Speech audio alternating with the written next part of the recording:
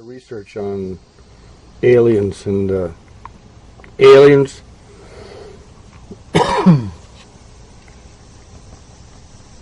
They come from demons. I'll put some links in here where you can see that research, but I wanted you to see some people that are totally deceived, or at least one individual. But he's deceived with a reason. That's the scary part, because it's the deception goes to a media outlet that basically presents it to the entire nation, and in some cases the world. This is it. Over time and time again on these things as you're trying to get the word out that, you know, you're a pretty aware person, you know, as far as that, but you just like go, well, I'm trying to get the word out, maybe I'll get screwed, maybe I won't, but I'm just going to go for it anyway. Is that your attitude, or what? Well, it's been my attitude. Now my attitude is I just don't want that to happen anymore, you know. So I'm very reluctant to believe what anybody tells me anymore. Right. But have you developed an intuitive sense, perhaps, now? I mean, 'cause you know how that can do. It can start shutting you down from certain experiences or certain places where you might need to be. That's true, and to a certain extent, I have an intuitive sense of where somebody's coming from, but it doesn't always work. You know, that's what makes a con man a good con man, is that you get the perception that they're telling you the truth. Okay. And so someone who's really good at it, right, can snow you. Or me, anyway. I don't know about you. Hold on 1 second. Let me grab my...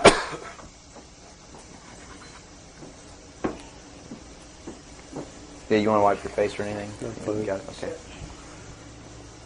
You all right, Robert? Mm-hmm. Robert, you set? Yes, I am. Scott, you're set? Yes. Bill, you ready? Yep.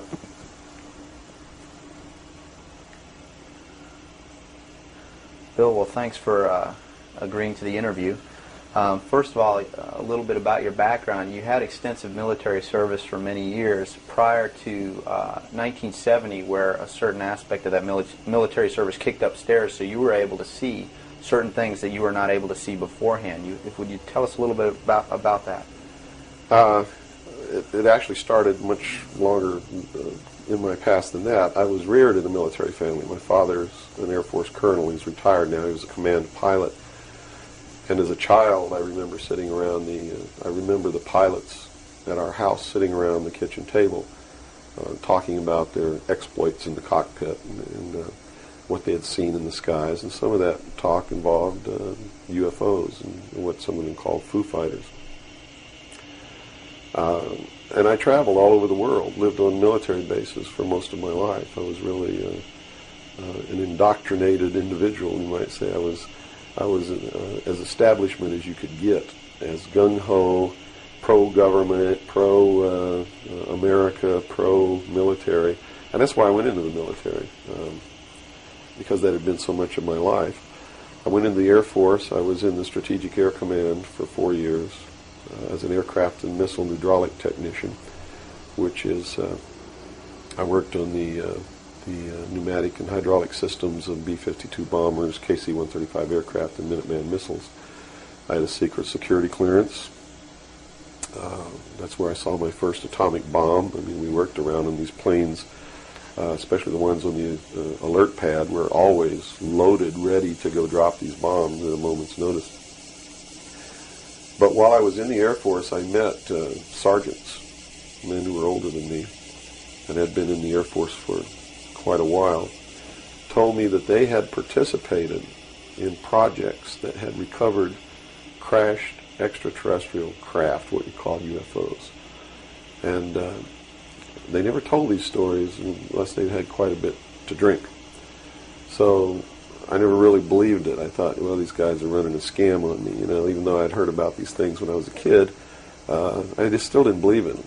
They're just so far out in left field, it's not something that you really give any serious thought to until something personal happens, which came later. While I left the Air Force, I went into the Navy, which is really where I wanted to be in the first place. I'd always had this tremendous feeling and connection with the ocean. I was an excellent swimmer, but I had a problem as a child. I had chronic motion sickness. If I got in a car and we went on a long trip, I got deathly ill. And same with boats or anything. I couldn't ride on the things at the carnival that went around and round because it just made me tremendously ill. But I decided after I had gone through the Air Force experience that sick or not, I was going to go in the Navy because that's really what I had wanted to do. So I did. Volunteered for submarine duty and was assigned to the USS Tyru, SS-416, which was a diesel-electric boat, World War II type, that had been reconfigured. When I went on board the boat, it was in the dry dock at Pearl Harbor Naval Shipyard and had literally been cut in half. They put in a 12-foot sonar section and then 3 domes on the deck for triangulating targets using sonar. And this was really one of the most up-to-date electronically submarines that we had. Wasn't a nuclear submarine, but as far as the ability to approach, get close to a target and destroy it, it had a better capacity to do that than any other boat that we had. While we were on a transit from the Portland-Seattle area on the surface, I was the port lookout, and I saw the most incredible thing that I think I've ever seen in my life. And it had such a profound effect upon my view of the universe and the world that we live in that I wish everybody could experience this. I saw come up out of the ocean, from beneath the surface of the sea, a huge disc-shaped craft about the size of a Midway-class aircraft carrier, which is tremendous in size. Even though that's one of our smallest carriers, or was then, it's still a huge, tremendously big object.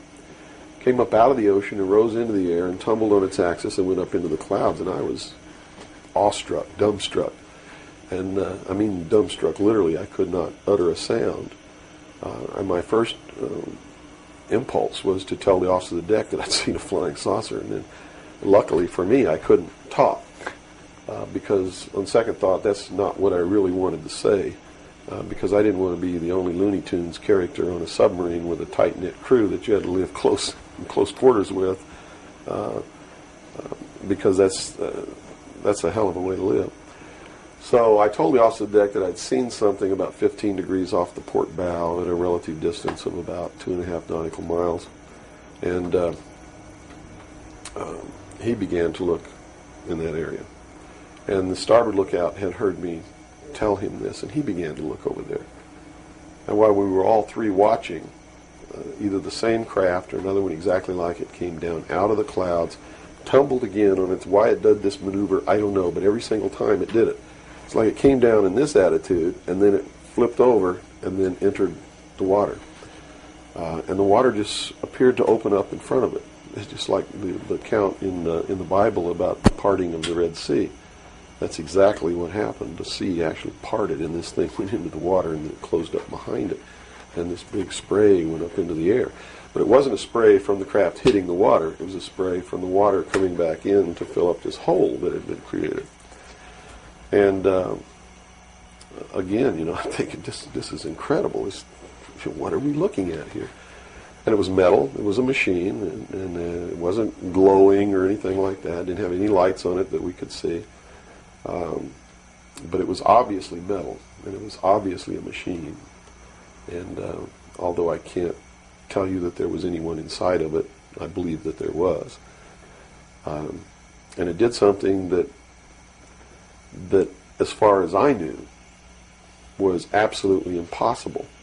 I'd been in the Air Force. I'd worked on the state-of-the-art of our aviation capabilities. And here I was on the deck of a submarine in the conning tower, and I knew what we had to be able to have to go underwater, and I knew that the two were incompatible.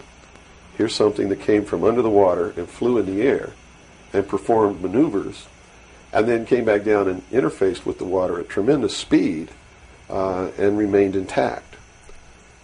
which realistically it never touched the water. The water sort of magically opened up in front of it, but something had to interface with that water.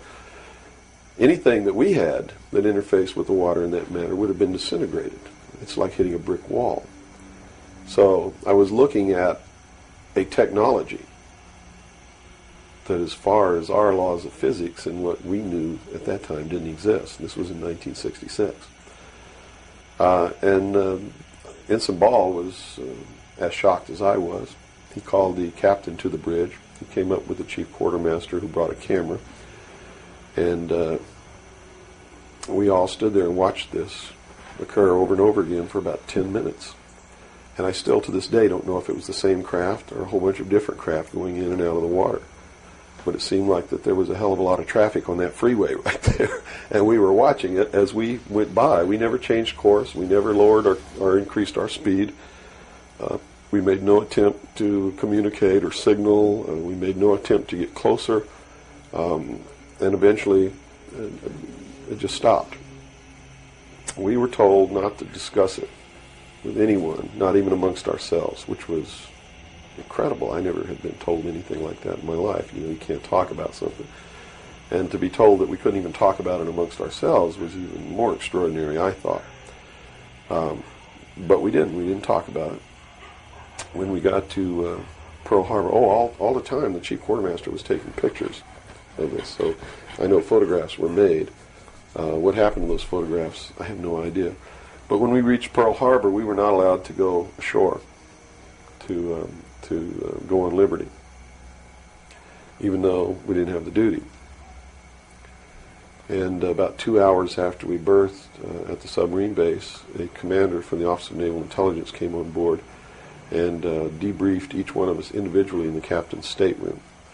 And the ultimate outcome of the debriefing was that we didn't see anything, we didn't hear anything, and we had to read rules and regulations that told us that if we ever talked about what it was that we didn't see, that we could be imprisoned, we could be fined $10,000, we could lose all pay and allowances due or ever to become due. And I learned at that moment that the United States Navy didn't want anybody to know about what we saw, and that severe consequences could come down around the neck of anybody who did. And that was when I understood fully that, there's a real cover-up. These things do exist, number one, and at least the United States Navy doesn't want anybody to know about it. And there's stiff penalties for anybody who bucks that. Mm-hmm.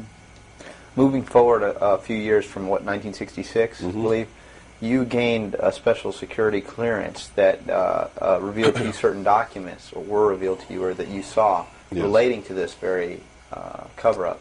To this and many other things. I was eventually trained by Naval Security and Intelligence, and I was given a secondary NEC, which is Naval Enlisted Code, which was 9545, which is Internal Security Specialist. And an internal security specialist is someone who protects classified information and protects areas, so to speak. And I had a specialty, which I was trained in, which was Pacific Area Intelligence Briefings. And I was eventually assigned to the Commander-in-Chief of the United States Pacific Fleet, who was Admiral Bernard Clary at that time, and served as a member of his intelligence briefing team. And basically all that means, we really had a wonderful job. You come in about 4 o'clock in the morning and you go through all the message traffic and everything. And what you do is what we did was that we prepared an updated briefing on everything that was happening in his half of the world, which he commanded the naval forces and marine forces, as a matter of fact. And put all this together in a briefing where we would update him on ongoing operations, brief him about operations that were scheduled to begin, political situations, deployment of Soviet forces, naval forces, everything. And after the briefing was finished, between 8 and 10 o'clock in the morning, then we were done. We were finished. So It was what you call fat cat duty or gedunk duty in the Navy. It's got all different kinds of names. It's just really a wonderful job. Now, to be able to function in this job, I had to have a security clearance, which gave me access to the information that I had to need to know to help prepare these briefings. And when I first was assigned to the command, I was attached to the OPSTAT office under Lieutenant Commander Mercado, which was operational status reporting. And while I waited for my security clearance, and it took 6 months to get it, what I eventually ended up with was a top secret Q clearance with an SCI attachment, which means sensitive compartmentalized information, and there were no blocks. In other words, there was nothing confining me to only certain compartmentalized information. I had access to whatever the Admiral and his staff had access to because we had to prepare briefings and brief these people on all of these things. And I'm sure that at first I was tested and wasn't shown a whole lot, but eventually when they began to have confidence in me, I began to see things coming across my desk that were just absolutely incredible. And a lot of it is really hard to talk about because it's so far outside the normal concept of reality for the average American that they're going to find a hard time believing any of it. Mm-hmm. But I saw documents that were labeled under the classification top secret, and the compartmentalized the compartment that was put into was called MAJIC, M-A-J-I-C, mm-hmm. Which told me that UFOs are real, which I already knew. I'd seen one. Right. But this went farther than that. It told me that they were extraterrestrial in origin, that there were 4 different extraterrestrial species or races visiting this Earth, and that they had actually entered into an agreement with the United States government with one of these species of alien beings to exchange technology, and it told me all the projects that was underneath this. Project Red Light was actually the testing of extraterrestrial craft. Project Plato was a diplomatic project. Pounce was the recovery of technology. Pluto was the application of that technology to our own secret space program, not the public space program. There are 2 different space programs. One is what the public gets to see, mm-hmm. Which is overseen by NASA, and the other one is a secret space program that nobody gets to see, which is really overseen by the Navy Department under specialized compartmentalized black projects. And what these people are doing in secret is just absolutely incredible. I also saw documents under an operation called Operation Majority, which outlined the plans to bring together a one-world government. It also included extraterrestrial information within that. Project Grudge, which was the second project. First was Sign, and then Project Grudge, which contained all of the extraterrestrial information up to a certain point. I forget the year cutoff. And then it was contained after that in another project called Project Aquarius, which was the accumulation of the whole history of alien interaction on planet Earth. But I have to say at this point that I don't know if those documents were really telling the truth or not. They could have been showing me these things so that eventually I would go out and talk about this. And maybe that'll become clear to you later why they may have done that. It could be real. So. Mm-hmm. But at this point, from a personal standpoint, what was it that, based on your experience in '66, and they said, absolutely do not reveal this to anybody, and here we are a few years later, and you're seeing documents that prove that what you saw was real. Mm-hmm. What was the one factor or a number of factors that led you to the decision to say, I've got to get this out, I've got to tell people about this? I saw contingency plans called Majestic. And these contingency plans were to, first place, a contingency is a plan that can be implemented if certain things occur. Right. And the certain things that would have tripped this contingency plan are, number one, the public sector is getting too close to the truth, so they have to implement this to get them steered off the track.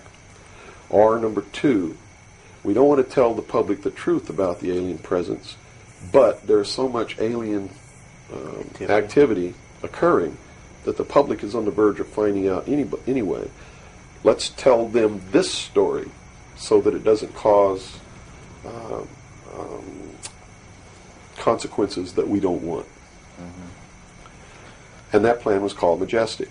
I was in a bookstore one time. I'd never seen UFO magazine. Didn't even know it existed. In fact, I didn't even know that there was a UFO culture in the world of people who study UFOs or worship UFOs or have little UFO meetings. I had no idea that that was occurring. I was in a bookstore one time and I was looking at the magazine rack. I'm an avid reader and I'm always in bookstores. And this one day I saw a magazine just popped right out at me, at UFO. And I picked it up and I looked inside, and here is Majestic, all right there. And even the people who had been named to implement the plan were the ones who were actually implementing it.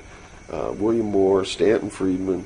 I'd never heard of Jamie Chandray, but he was named, and they had brought out a supposed genuine document called the Eisenhower Briefing Document, which in reality is a fraudulent document. It's a fake, and it was created to implement the plan Majestic, to either indoctrinate the public on what the government wants the public to perceive as happening, or to steer researchers away from the truth, or both. So this wasn't revealing the plan of Majestic, but it was actually implementing the plan. Implementing the plan against the public. It was a psychological operation against the public. So this is what you saw. So immediately my head began to spin around, and I began to think, God, I've got to tell people that they're being manipulated. This is a lie. And it really, if the public were using their own intellect, they would know that it was a lie. The executive order quoted for this document was 92,000 something. I believe it was 92447, which is 92,447. And it was supposedly written by Truman. But Truman never wrote an executive order higher than 9,000. I mean, even today, there's no executive order with the number 92,000 on it. They've been consecutive since the beginning. So it was clearly fraudulent. So it's clearly fraudulent, but the public doesn't catch on to this. And here you got Stanton Friedman, one of the guys who implemented the contingency plan, Majestic, running around the country telling everybody it's not an executive order, it's a date, September 24th, 1947, which it very well could be a date. But it's listed in that document as being an executive order of the President of the United States, Harry Truman. And because of that, it's fake. And many other things. But specifically, that is the most glaring proof of fraudulent intent in the document. There are many other things in the document that also prove it's a forgery. But here they are. They're running this contingency plan, and here I am. I know all about it, and here's the public out there biting it. They even ran that thing in the New York Times, like a 2 or 3 page spread showing all the documents. So it had tremendous credibility lent to it by that action. And so I decided that I had to tell the public and get people on the right track, which is, the right track is don't believe anybody. Okay. Don't believe me. Don't believe George Bush. Don't believe anyone. You got to go out and you got to get proof in your hand before you can believe anything. And to do otherwise today is the biggest mistake that anyone can ever make. You begin believing people, putting your trust in them, that they're telling you the truth. I guarantee you're going to take a ride on a roller coaster you don't want to be on. Mm-hmm. Now this controversy, and I say the very understatement controversy. Yes. It also is now extending, based on some things that you're revealing, into the Kennedy assassination.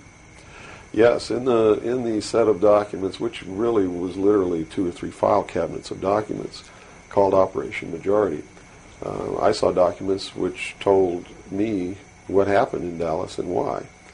And basically what these documents said was that the intelligence community felt that John F. Kennedy was a threat to the national security, which translated into reality means was a threat to the New World Order, the one world government which they were actively in the process of forming. Was there anything on record that indicated that he was out to, things that he did would threaten that New World Order? Oh, absolutely. He had written an executive order. I don't remember the exact number now, but it's available to anybody that wants to go look it up.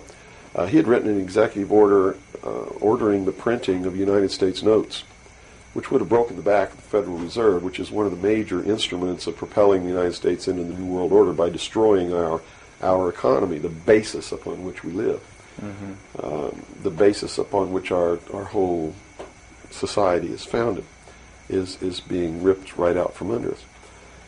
That was one. Number two, he refused to provide air support for the invasion of Bay of Pigs, which ensured that would be a failure. He had threatened publicly on several occasions to disband the CIA and scatter it to the thousand winds. He had ordered, in the documents that I saw, he had ordered the intelligence community to prepare a plan to disclose the truth about UFOs to the public. Now, I don't know what that truth was. Could be that maybe there are no extraterrestrials. But whatever the truth was, he had ordered a plan to be prepared that disclosure was going to be done according to that plan within the following year. And the intelligence community consider that to be out of the question. And according to the documents that I saw, his assassination was ordered by the policy committee of the Bilderberg Group, which is really the secret world government, and was carried out by agents of Division 5 of the FBI, the Secret Service, the Central Intelligence Agency, and the Office of Naval Intelligence, of which I was a part, in Dallas. And it said that the assassin, the man who actually administered the head wound, was the driver of the car, William Greer, a Secret Service agent, who used an assassination pistol built by the CIA for assassinations that was really an air gun that fired an exploding pellet or could fire a small hypodermic needle or a poison dart, using any one of many different deadly poisons. Specifically, it said that he fired an exploding pellet which contained shellfish toxin, and that the act was plainly visible in a film withheld from the public. I looked for 16 years to find that film, and I finally found a copy that showed William Greer turn around and shoot the president. And since 1988, I've been showing that film wherever I'm able to show it to wake people up. It is not our government, though you have to understand, that is doing these things. It is not our government that's failing us. It's not the Constitution or the Bill of Rights that's a bad instrument. It is a group of men who belong to secret societies, who have infiltrated our society and our government at all levels and are destroying it and subverting it from within. And every member of naval intelligence that I knew who was an officer was a 32nd or a 33rd degree Freemason. And I asked my commanding officer at one point, I said, why are all you guys Masons? He said, Masons are used to keeping secrets. It's part of their fraternity. So if you want someone who already knows how to keep a secret, you recruit Freemasons. Well, later on, I found out what the truth is. The truth is you're not going to be a naval intelligence officer unless you are a Freemason or a member of the Ancient Order of the Rose and Cross, but you have to be high degrees for that. I think the reason I was selected as enlisted man is because I had belonged to the Dealey Society. Which is what? As a teenager. That's sort of the first level of Freemasonry. That's how they recruit teenagers and indoctrinate them into their principles so that they go right into Freemasonry when they become an adult.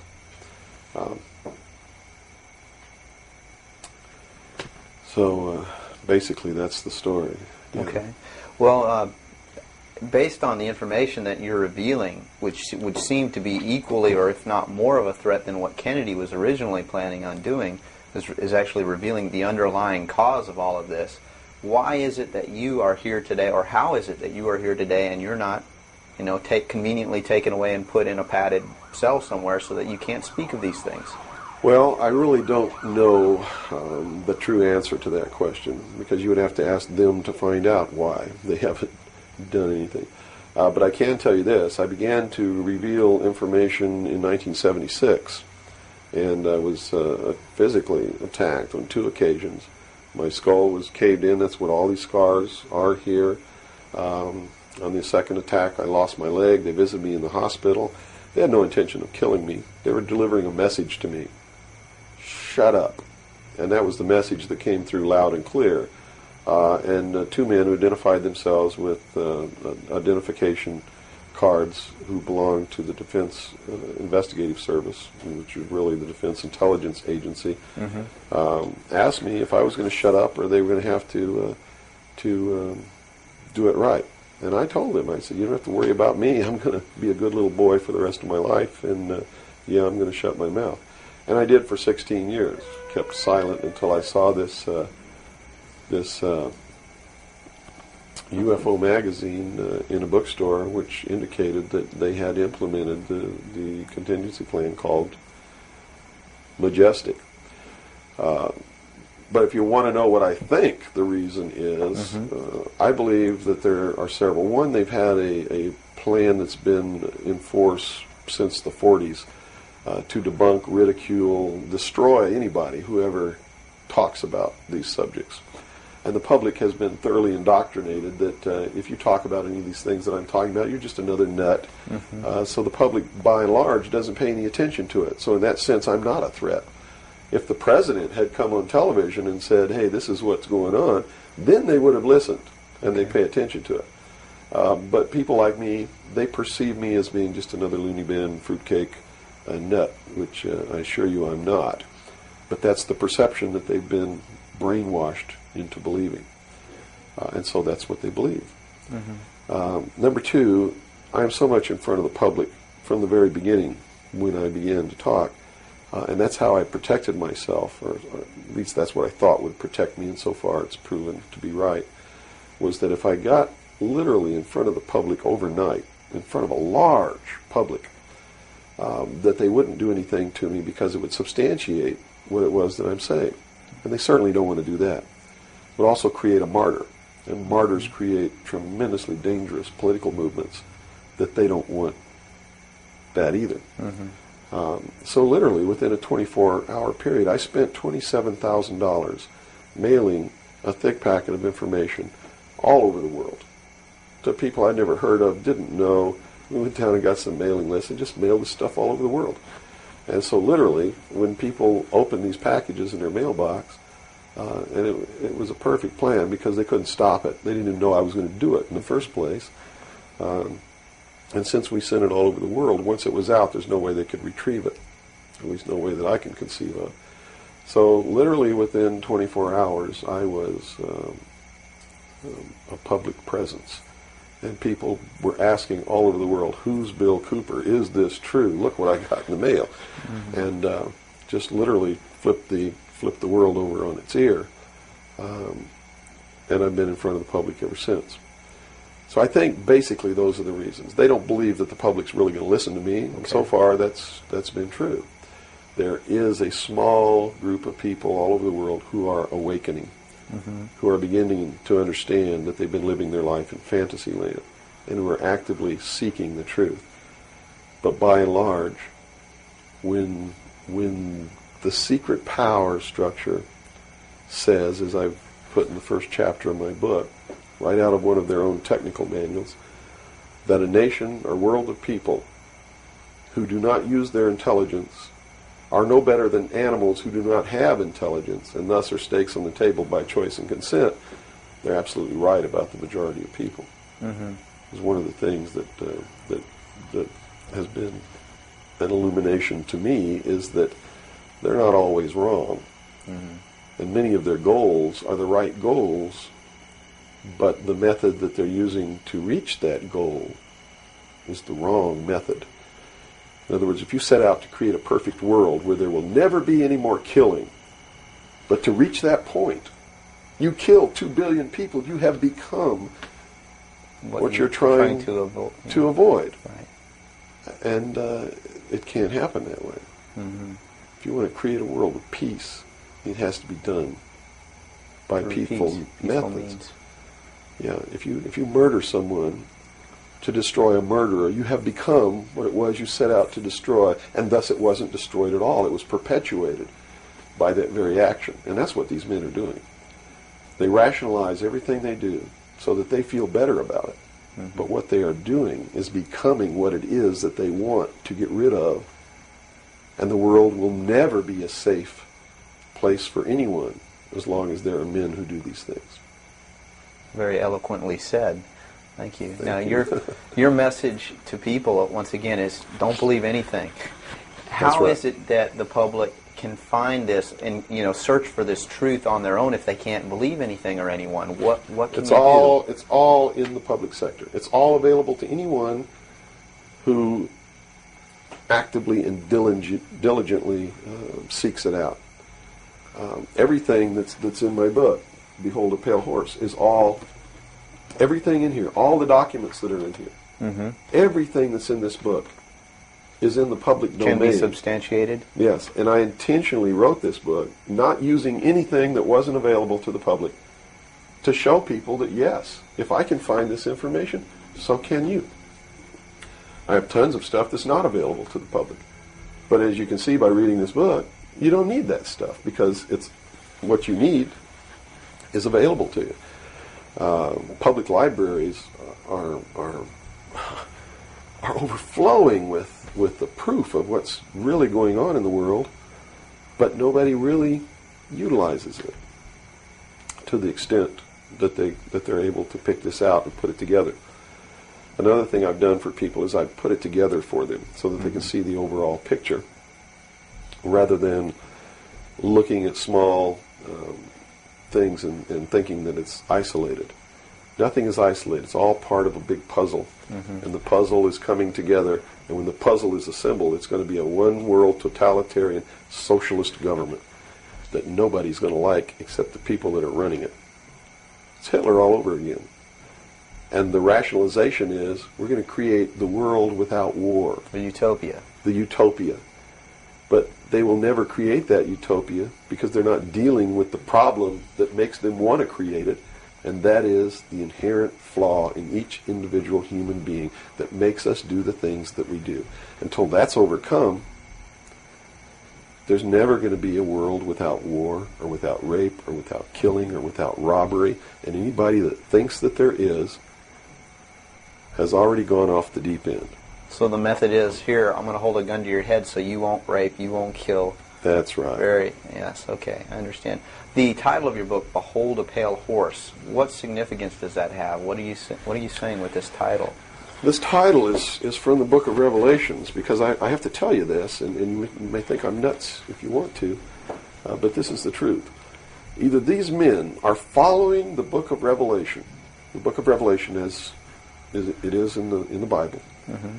They're either following it, just like a plan, and bringing the prophecies in there to pass to manipulate and control those who believe in those prophecies and neutralize them, so to speak. In other words, if this is written in the Bible and God has ordained it, who am I to resist? It must come to pass, so I'm not going to try to stop it. Okay. What a perfect way to neutralize the opposition right off the bat. Or there really is a God, and what he said was going to come to pass is coming to pass. And I named this, Behold a Pale Horse, from chapter 13 of the book of Revelations. The fourth horse, the fourth horseman of the apocalypse is the pale horse. And I looked, and behold a pale horse, and his name that sat upon him was Death. And hell followed with him, and power was given unto them over the fourth part of the earth, to kill with sword, and with hunger, and with the beasts of the earth. And that is taking place now today. The fourth horseman is riding across the world now. That's what AIDS is all about. That's what all these little brush fire wars all over the world are all about. That's what's happening. That's why cancer cures are suppressed, is because they fully intend to kill a minimum of 2 billion people by the year 2000. AIDS is an invention of man. It is not a natural disease, and it has been implemented and placed into the population as a population control. And when they did it, they had the cure before they did it. And when they deem that enough people have died or been killed, they will say, we have a cure for AIDS. And everybody will be called to report to some place to get an inoculation, which is going to do two things. One, it's going to stop AIDS in its tracks. And number two, it's going to implant a device which will be able to be used to track each individual person and maybe even to control those people. And that's what the pet implant program is all about. It's not about finding lost pets. They don't give a damn about pets, and they would never put a satellite in orbit to find a lost pet, but yet there's a satellite up there that they're using to find pets that have been implanted with these devices. They're testing this program on pets that's going to be used in human beings. And in the Los Angeles Times in 1989, they ran an article that was 10 forecasts for the coming decade, was the title of the article. I have a copy of it in my research center. And number 5, I believe it was number 5, in those 10 forecasts for the coming decade was chemical or electronic implants to control individual behavior on a 24-hour basis, unquote. So it's not hidden at all. It's there for anybody who wants to look. But nobody's looking. Nobody's looking. They believe, and I believe that they're right, that the biggest danger to mankind right now is man himself, population. A study in 1957 told them that by 1990 the world population would double. In 33 years. Can you imagine that? The world population of human beings doubled in 33 years. And they knew that it's an exponential doubling throughout history. Every time it's doubled, the interval has gotten shorter. So that was 33 years. The next doubling will take place in approximately 28 years. The next one after that, approximately 24 years. Can you imagine if the world population doubles again in 28 years from 1990? In other words, in the year 2018, the world population doubles. And we're having problems with food supplies and timber and clean water and clean air now. And then after that, it doubles again in another 24 years. That's why they created AIDS. Because they didn't want to have to go around the world and say, you, and you up against the wall, you've got to die today. And shoot them. They did it in a manner to where they could target what they consider to be undesirable populations. And I want to be very clear that I don't agree with them on this. They specifically targeted blacks, Hispanics, and homosexuals for complete eradication. And AIDS is really going through those populations, and it's really doing a number on blacks, Hispanics, and homosexuals. That theory has made news. I've heard that before, and this it's been isn't a debunked theory. very clear by the public, saying, "Oh, that's ridiculous." But you're saying that that may indeed be the case. It's not ridiculous. I actually saw this in documents, and the project name was Project Naomi. MKNAOMI was the name of it. It was a CIA project. The AIDS, whatever causes AIDS, whatever that turns out to be, according to those documents, was developed at Fort Detrick, Maryland, under a CIA project called MKNAOMI. It was financed by $10 million for the Department of the Army's biological warfare programs.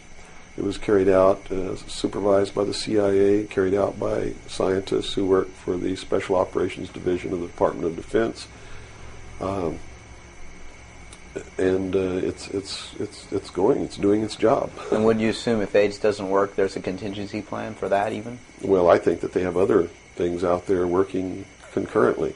One thing I've learned about these men is they don't just do one thing. In case the public discovers what they're doing, or discovers that somebody's doing, whether they know who's really doing it or not, and stops it, what they have running is several concurrently running plans, so that if one or two fail, the other ones are going to take care of the problem.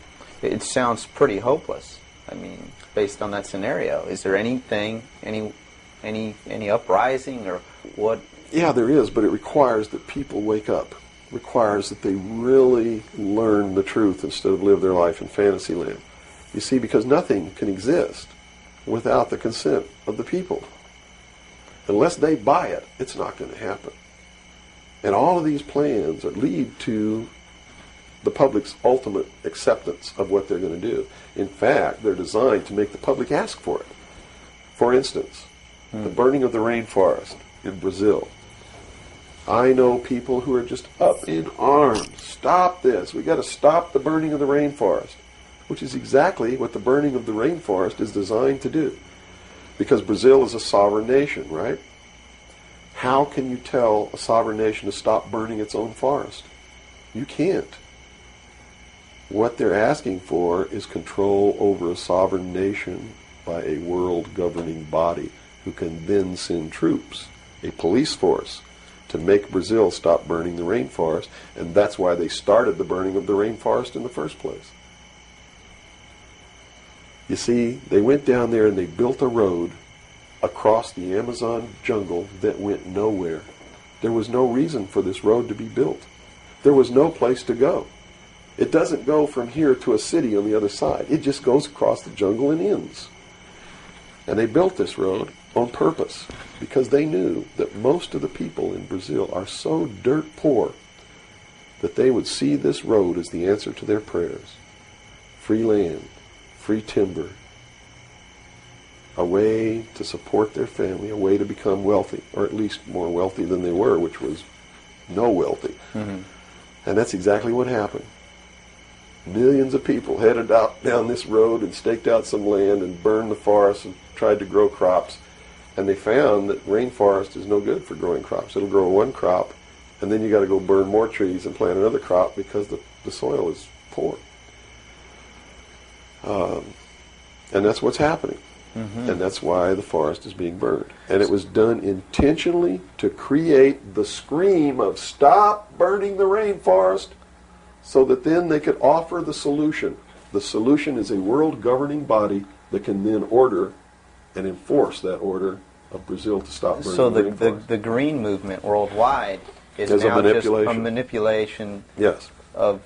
Now it's been proposed time and again too that big business is behind things like this, and that would represent a capitalist approach. But what you're saying is we're heading toward a socialist approach based on this scenario. You have to understand the difference between capitalism, socialism, communism, what all of these things really mean.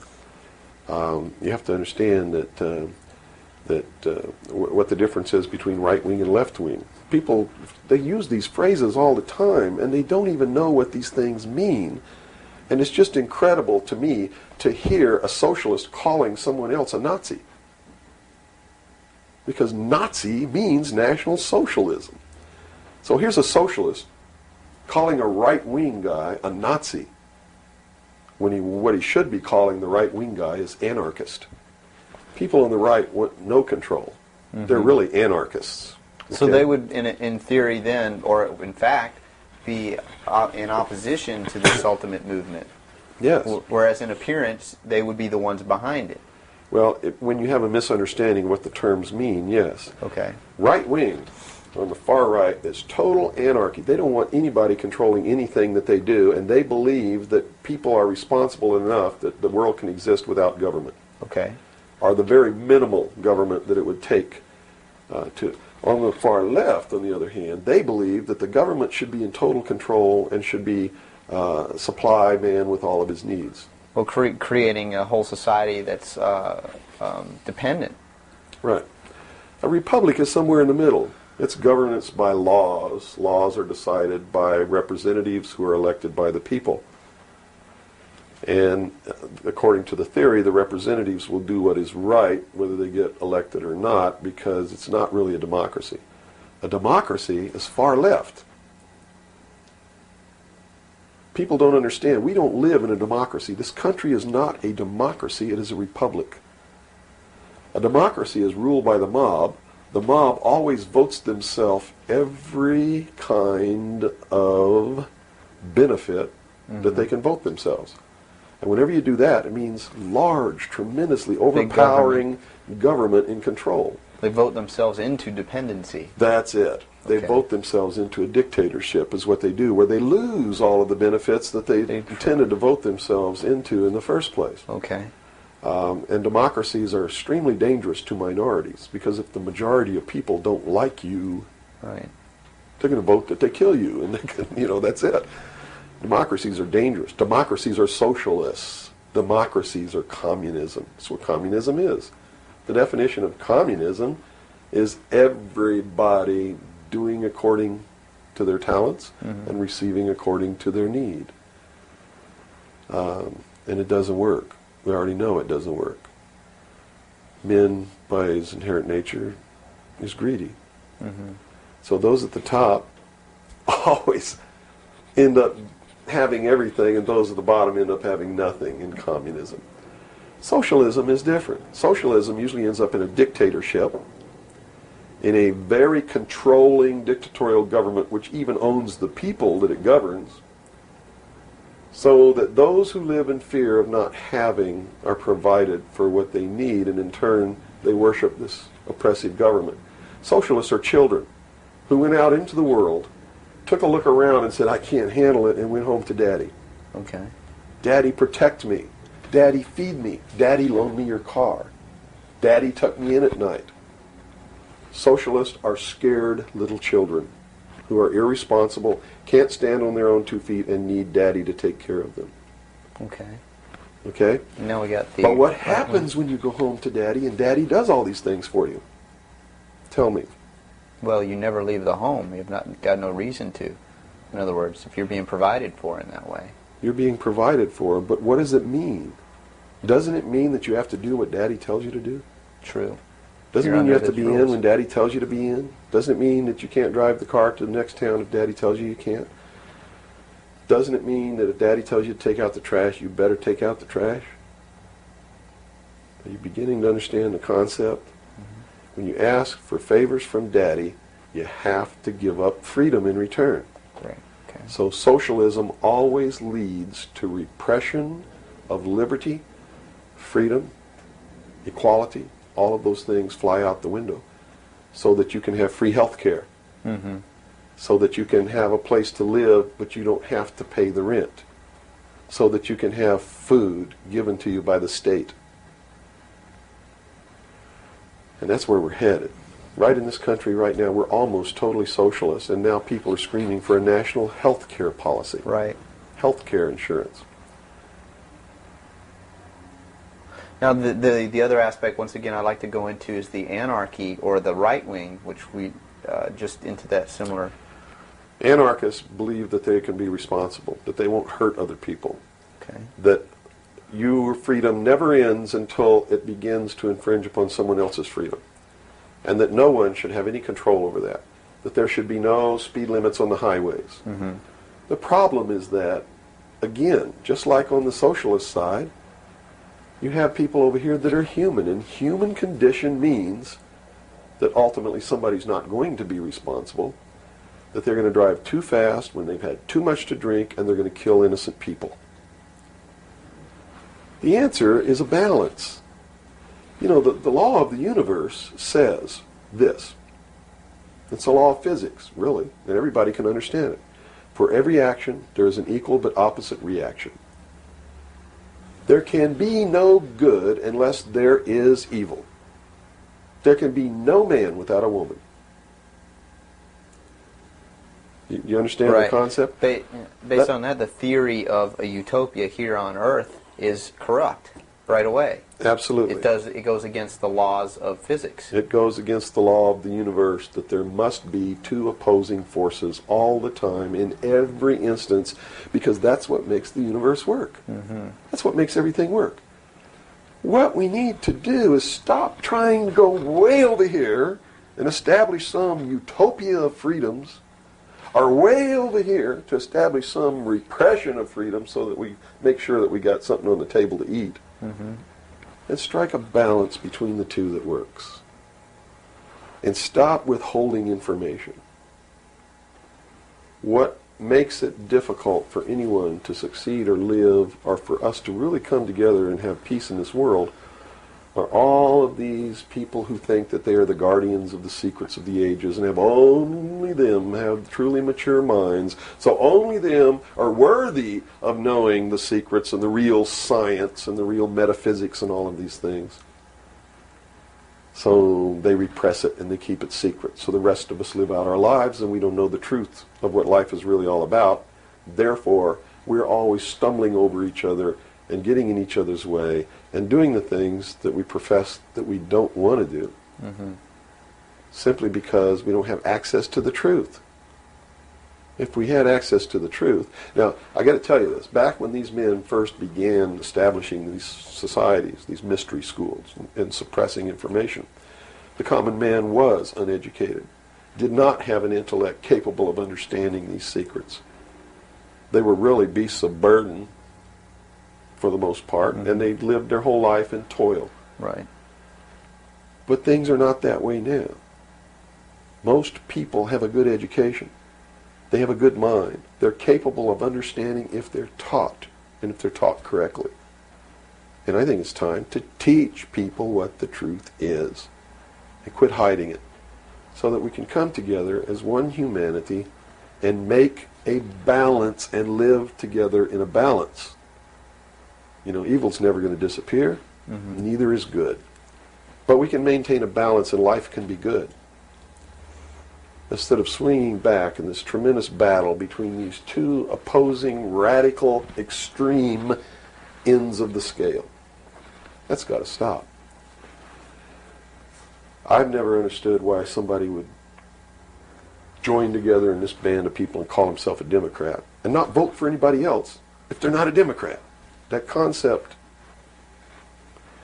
is beyond my understanding.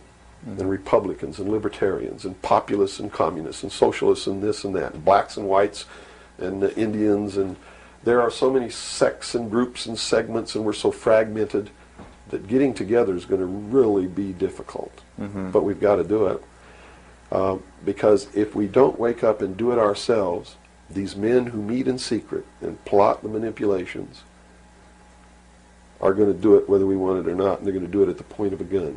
And they're going to take away everybody's freedom because they don't consider us responsible. Capable of having that freedom. Are capable, are even of using our intellect. So they'll put us in shackles and control us and force us to be peaceful. That's what the plan is, and that's what the New World Order is all about.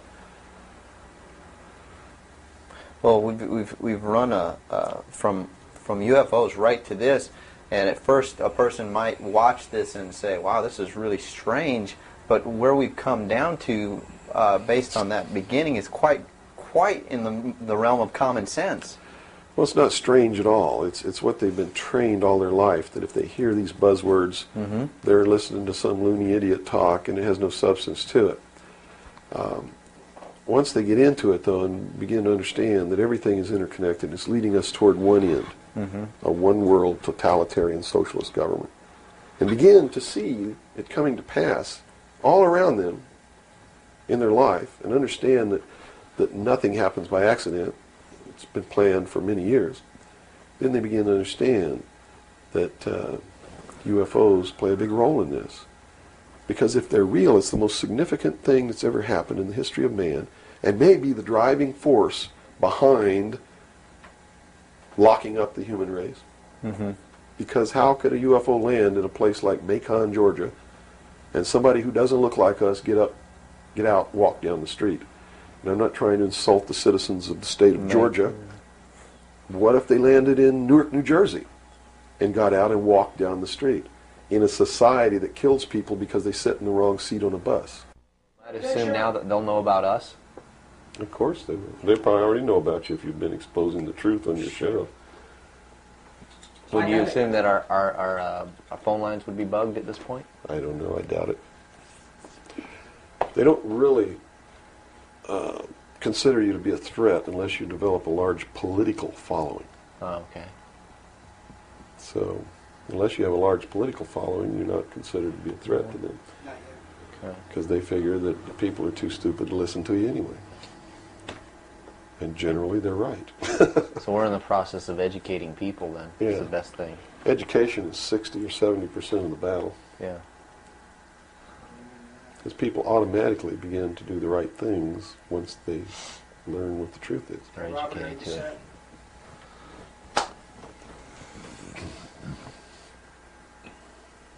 Yeah. No, hold on. Okay, I got it. Ready? Ready. Okay, go ahead.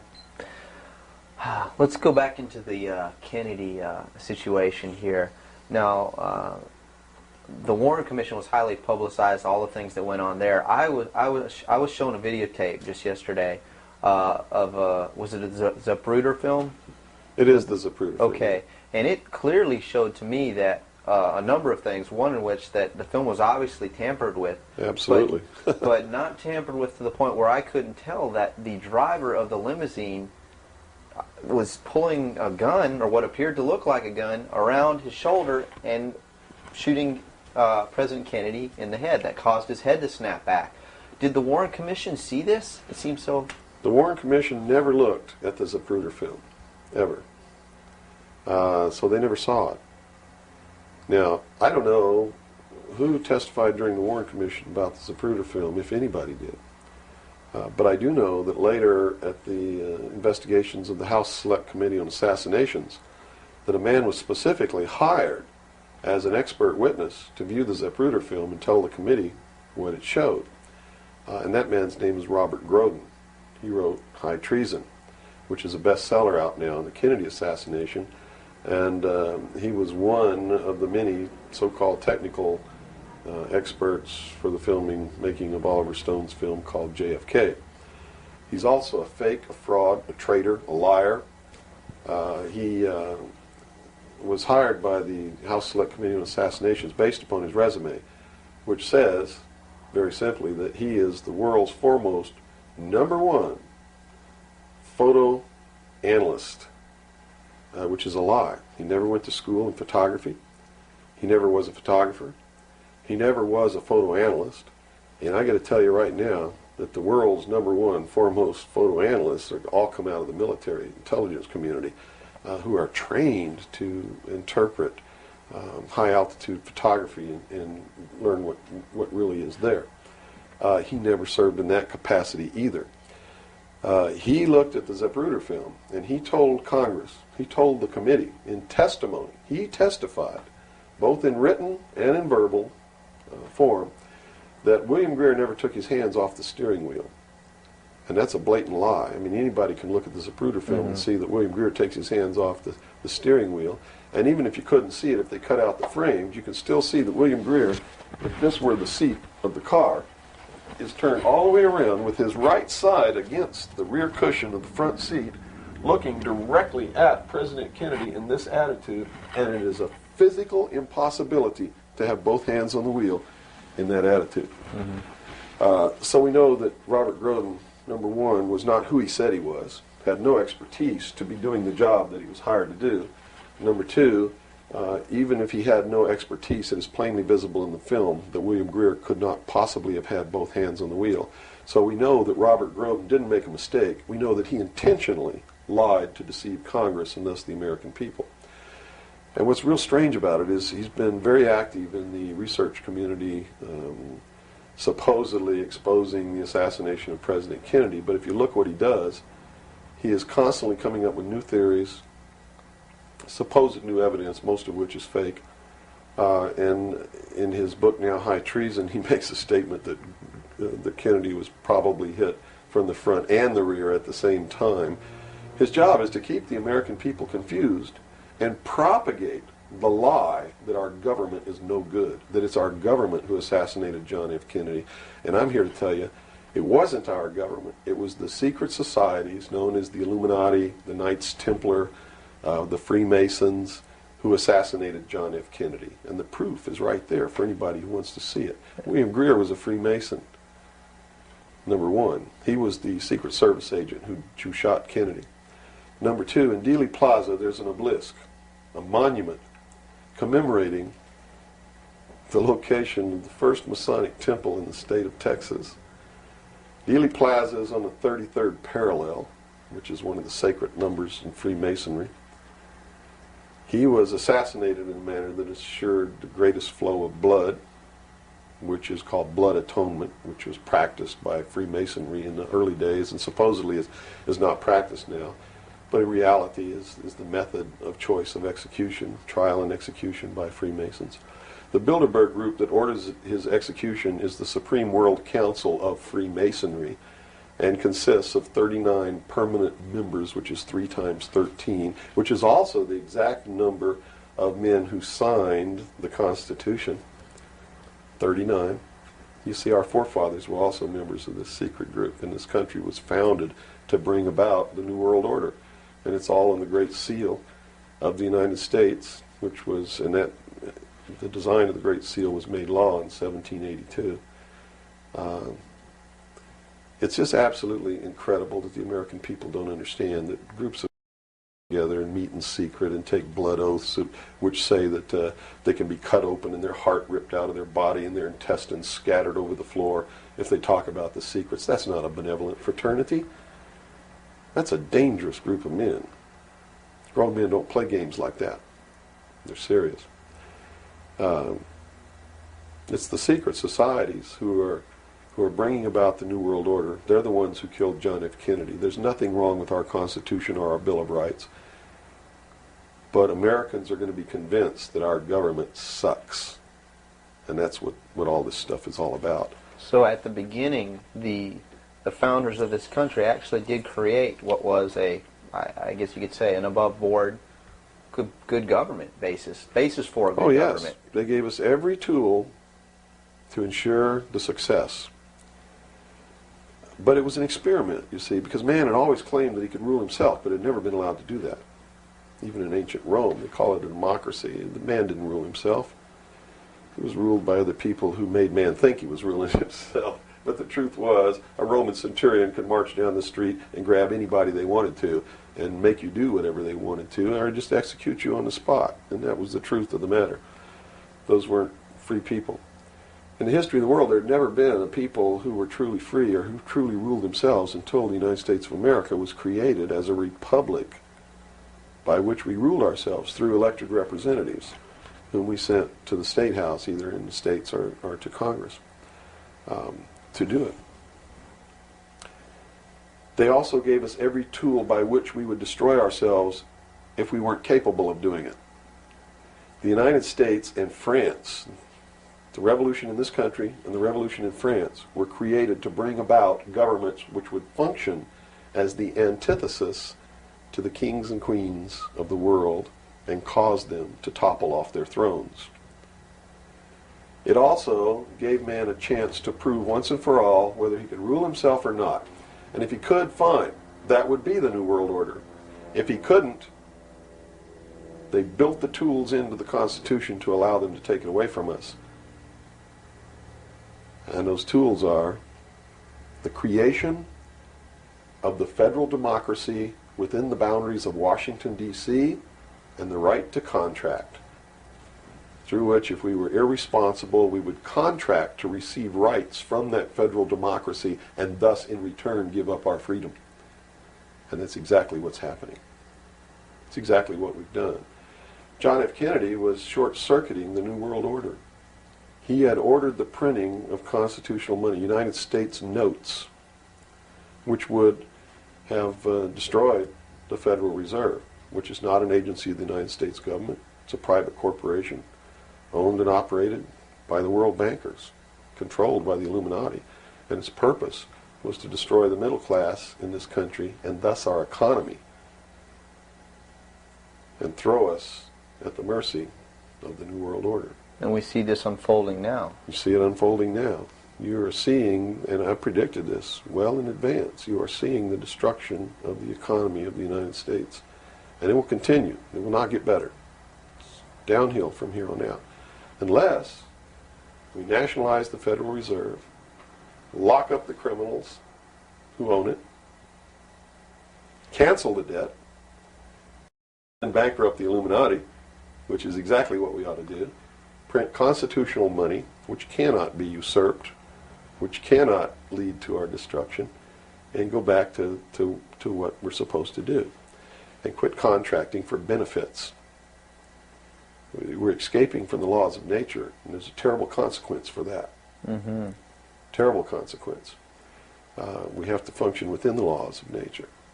You can't contract for somebody else to keep you alive. You have to be responsible within your life to keep yourself alive.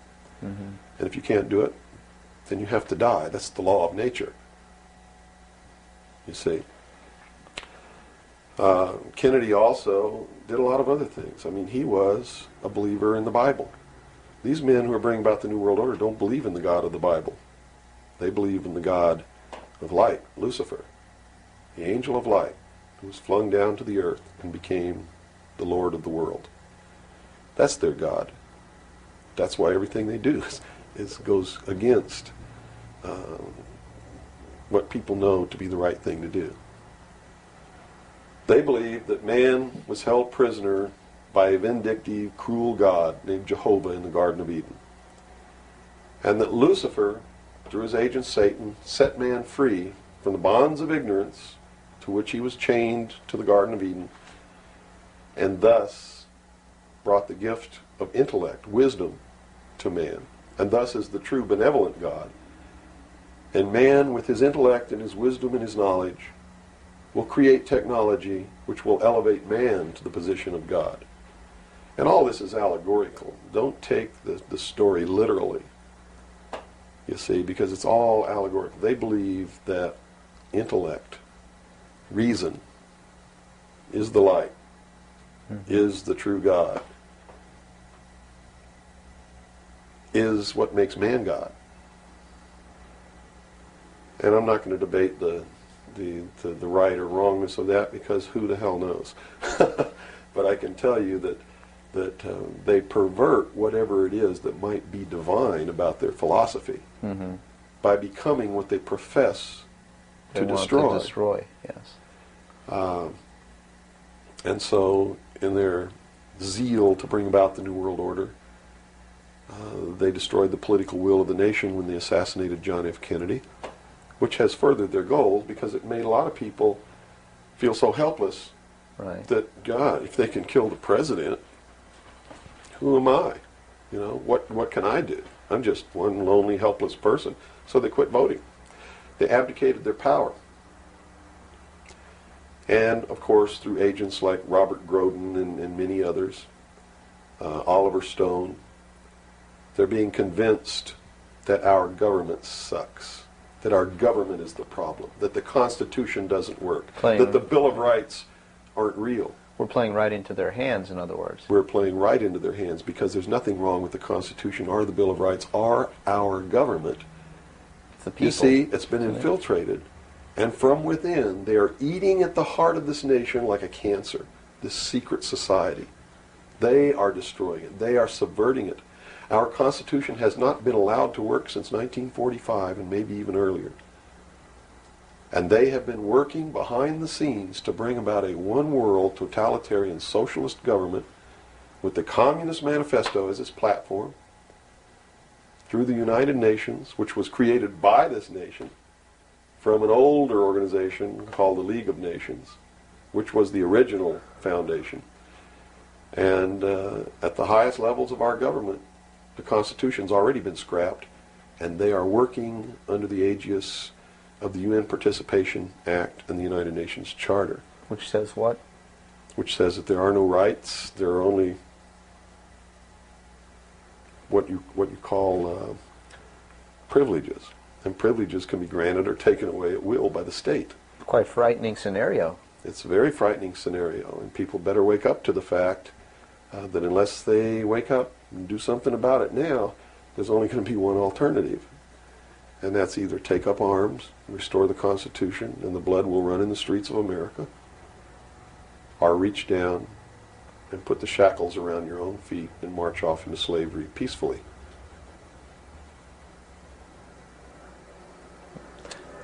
Not going to be easy the coming years. Wow.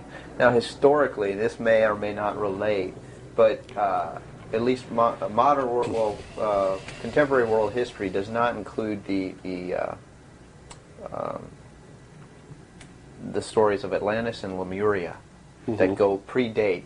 How does that history, and why was that suppressed, or why is it still being suppressed? How might that affect what we are understanding is going on today, or is it related?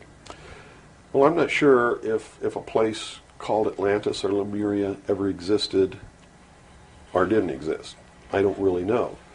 But I do know that the story that is told about the civilizations that lived there are something that we should listen to, because this whole scene may have played itself out before on this earth. And if you understand the theory which I believe has been accepted as fact now, of continental drift, there may have been an Atlantis and a Lemuria, which had tremendously developed technologies and societies. And the same scenario that we're playing out now in this great stage called the world may have played itself out over and over again in the past for millennium. In my investigation of the mystery schools, the secret societies that are bringing all this about, that really control everything behind the scenes, I found that this is all about religion. And it's all about a recurring theme that is penetrated and is at the heart of every religion in the world.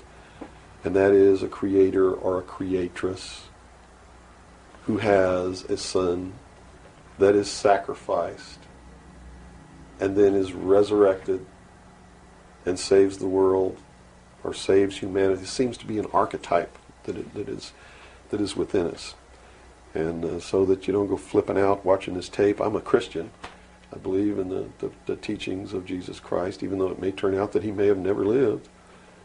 The scene, it doesn't matter. When you read his words, and you can go back through history and find these are the same words that were spoken by every Savior that there ever was, are the most beautiful, most profound, most affecting words that have ever been spoken on the face of this earth. And when I get down and almost get to a point of hopelessness, I just go read the Sermon on the Mount. And I come back up again. Because in the end, it's not going to matter whether Jesus ever lived or didn't live. The story is real. And it's within all of us. And it brings us to something within ourselves that is good. But these men don't look at that. They believe that the end justifies the means, that these stories are just stories, and that the real meaning behind it all is that man can transcend his animal state through the realization of intellect and the overcoming of all of his emotions and feelings and morals, guilt, all of these things. And I just can't go along with that because I believe it's our emotions that tell us when we're doing wrong. We feel it within ourselves. And a person without that capacity to feel when they're doing wrong becomes a sociopath, which is someone without a conscience who really believes that the end justifies the means and therefore has no pangs of conscience nor no reluctance to murder someone who gets in their way. And it's extremely dangerous. Now, do these people recognize the continuity of life? In other words, you have told me earlier that they're after physical immortality. They believe that through their technology, man will become God. With the power of reason, through technology, man will himself become God. They will engineer, just like Hitler wanted to do, the super race who will live forever. And the concept is the same, and the men behind it are the same as Hitler was. When they killed John F. Kennedy, it shows you what kind of men they are. Because they would not stop to kill anyone who gets in their way. And they've never stopped at it. Their goal, literally, to bring about the New World Order, will be to kill approximately 2 billion people before the year 2000. AIDS is one method of doing this. There'll be many more. As they solidify their control, everyone will be given a choice. They'll be presented with a new world religion. They'll be told to renounce Christ, renounce Buddha, renounce Muhammad, join the New World Order, join the New World Religion. If they refuse, they'll be executed. Very simple. And it won't bother them a bit. In fact, according to their belief, they believe they'll be helping these people. And in reality, they will. Because those people will transcend this physical state while they're prisoned here living forever. I feel sorry for them because those of us who will eventually die will transcend the pain and the suffering that goes along with this world. And they're so egotistical that they preserve whatever they do so that the diligent can find out what kind of men these men really are. For instance, the Kennedy assassination, I've been showing a film for 5 years that shows exactly who did it. I show you exactly where Oswald is on the film. He wasn't even on the 6th floor. He was standing in the doorway of the book depository building watching the motorcade go by. And it's incredible. At the same time, you said they would have everybody renounce religion. Yes. Have they as well been using it as a tool for their means? If you're a Christian, you'll be required to renounce Christ and join the New World religion. Now remember I told you before, no matter what your religion is or what you think, they are following the scenario in the book of Revelations to a T, right down to the last little bit. If you want to know what's going to happen in the future, if we don't wake up, and through the power of those, see, not one drop of blood ever has to be spilled, and no one has to ever put any chains on their legs or their arms, ever. If people just wake up and exercise what was given to us in our Constitution, the power of the vote, while we still have that power. So you say there is still a possibility for like one individual watching this tape to actually make a difference. You better believe it. How Yes. would that be so? Well, number one, learn what the truth really is. Get away from the fantasy that you've been living. Educate other people, those you know, your family. Once that begins to happen, it spreads.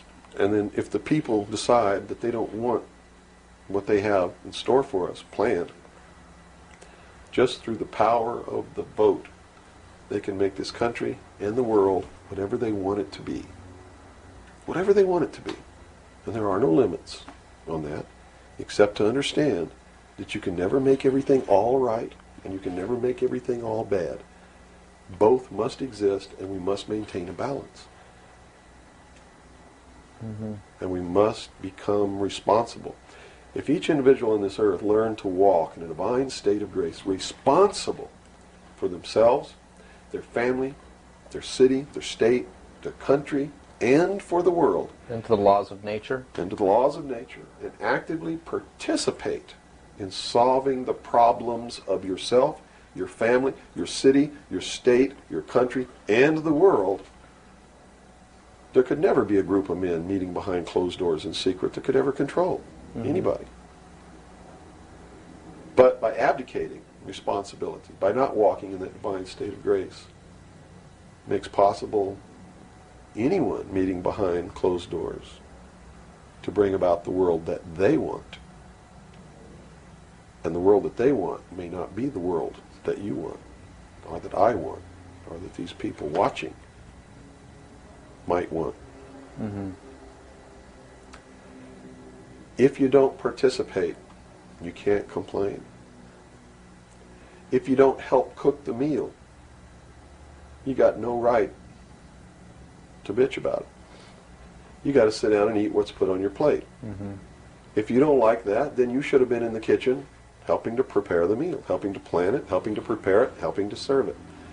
If you want to sit on your butt in the living room while somebody else prepares the meal for you and decides what it's going to be and puts it on the table, it's too late to say that's not what you wanted to eat. Mm-hmm. It's too late to say it's not cooked the way you wanted it to cook. Well, that's very simple to understand. That's right. You got to eat it because you have to eat to live. Mm-hmm. And I think that anybody can understand the meaning behind that little story. Mm-hmm. Okay, let's take a step back to the Kennedy thing now. So This is all about the kid. Well, yeah, it is. But just specifically about, once again, I want to bring up the film as well. Another thing that came to my mind when I viewed it is that the two Secret Service men, the driver and the person sitting next to him in the front, regardless of what they claim happened, obviously did not operate in a way that you were trained as a Secret Serviceman to protect the president. Shouldn't they have just driven that car right out of there, and the other guy should have done something to protect or look for who's shooting? You know, it just didn't seem to make any sense. How would the Warren Commission not? They didn't see the film, so I guess they didn't no one see was the brought. film by design, because if they saw the film, they'd have to be responsible for the decision that they made that Lee Harvey Oswald was a lone assassin. Okay. So I think they didn't see the film on purpose because they didn't want to have to be responsible for saying, Making hey, that look, decision. the driver did it, you know. They didn't want to make that decision. And in a letter that Lyndon Johnson wrote to the Warren Commission, he specifically said in the letter, you must quickly identify Lee Harvey Oswald as acting alone with no conspiracy so that America can get back to business. Was Lyndon Johnson acting on behalf of this secret society, or was he concerned of course. with... He had to know all about it and approve of it because he was going to be the new president. And the new president would be in charge of the investigation. How high up a government official do you have to be before you're briefed of this, the total of all the things that are going on, the reality behind them? Well, you have to understand that nobody exists on a high level in government who's opposed to the New World Order. Nobody. Our government has literally been infiltrated. And there's a cancer within our government destroying it, eating it, nibbling away at it, hacking off its limbs. And you said this started in 1945? 1945 was when the overt destruction began to occur, when Truman signed the UN Participation Act and the United Nations Treaty. It actually began long before that, when these secret societies began to infiltrate the government and appoint their members to important posts. Infiltration is easy. If one gets in, he can then appoint and hire others to replace people who are not members below him. So now we've had over almost 50 years of this going on. At least. I believe that it started back probably 1913, 1917, when the Federal Reserve Act was passed, when the Council on Foreign Relations became a reality in this country. And you can, by diligent research and study, you can see when it happened, where it happened, who did it, and how it was done. It's apparent. When they say there's no conspiracy, I mean, we talk about a conspiracy. It started out as a conspiracy. But when they say today there's no conspiracy, that's not a lie. It's the truth. They're doing it right out in the open, right under our noses, and we're too stupid to know it, to see it. So it's not a conspiracy now today at all. It's right out in the open. They even published their plans. I mean, here Carter appointed Zbigniew Brzezinski as the National Security Advisor, who just wrote a book before he was appointed, declaring himself a Marxist. I mean, you read that book, this man believes in Marxism. This man is a socialist. Not only a socialist, he's an international socialist. He's a globalist. His goal, stated in his book, is to destroy the sovereignty of nations and bring about a one-world Marxist government. Now, the Carter administration was one extreme, and then we came into the Reagan administration, yet... nothing changed. Nothing changed. What you're saying is that no matter what the political leanings, they seem to be playing the same game. As long as you're playing their game, it doesn't matter who you vote for, who you put in office. They all belong to the other side. They're in the pockets of the Illuminati. When you quit electing professional politicians, when you quit electing the guy who looks nice on television because he speaks good and he looks like the guy you wanted to marry or something like that, you're playing right into their hands.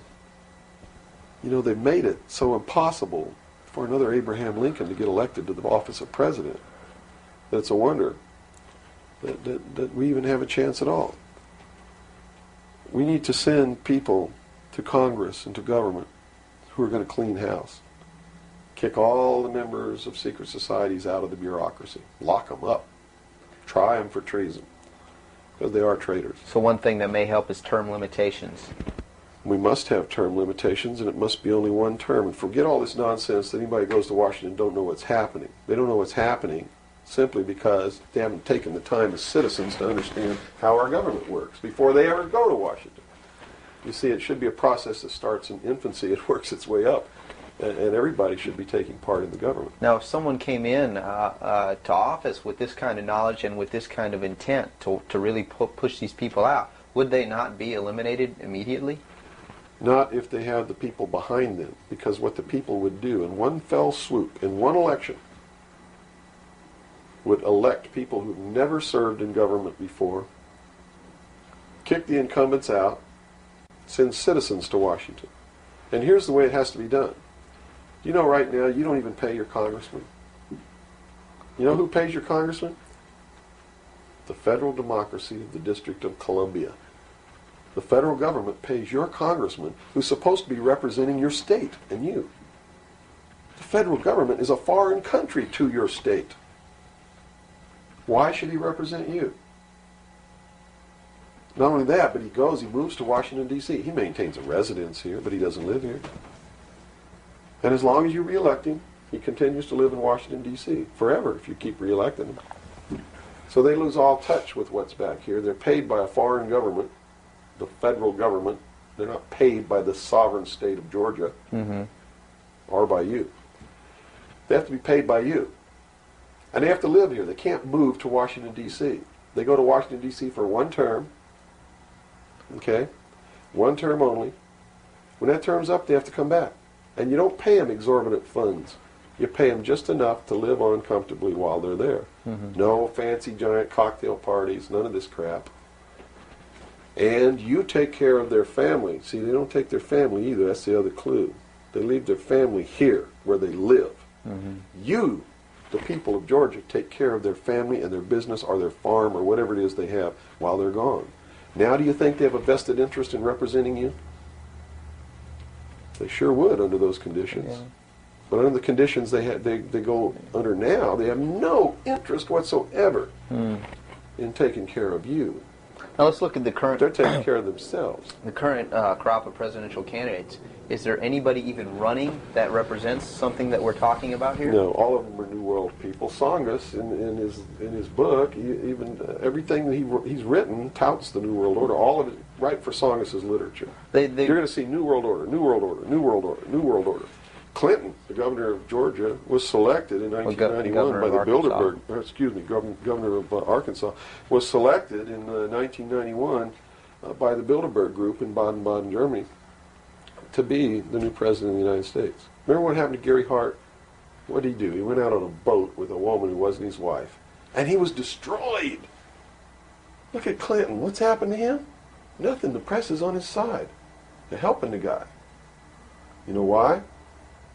Because he was chosen by the people who own the press to be the next president of the United States. Now, I don't know if he will be or not. That's up to the American people. But if they get their way, he will be. Bush is one of the most heinous criminals that's ever walked on the face of the earth. Bush is the man who's been a CIA agent since his college days. He's a member of the Skull and Bones, the Russell Trust. He was initiated in a casket with a ribbon tied around his genitalia, which symbolizes that he's a priest in the temple of Isis. A pagan, this guy. This man is a member of the mystery schools. Well, he has the outward appearance of a good Christian, church-going Christian, no? They do whatever they have to be approved by the people, but in secret, they're not at all. This is a man who practices pagan religious rituals, magic. Doesn't matter what you think of all these things. I'm just telling you, this is what he does in secret. He is the man who, when he was chief executive officer, when he was president of the offshore division of Zapata Oil, organized and began the first large-scale drug smuggling operations into this country. George Bush is the one responsible for the drugs on the streets.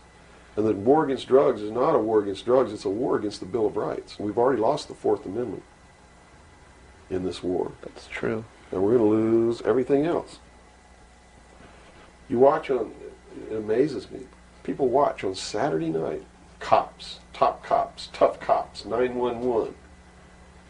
All of these stories that are glorifying the police state, and they're falling right into the manipulation as they watch police with no search warrant,